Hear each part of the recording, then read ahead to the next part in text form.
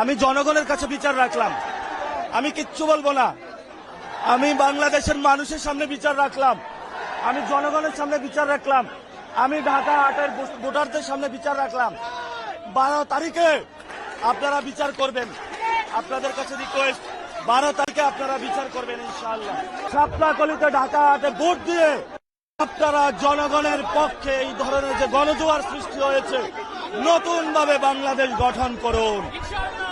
আমরা হাবিবুল্লাহ বাহারে যে দুর্নীতির আখড়া রয়েছে ইনশাল্লাহ আমরা ভেঙে দিব।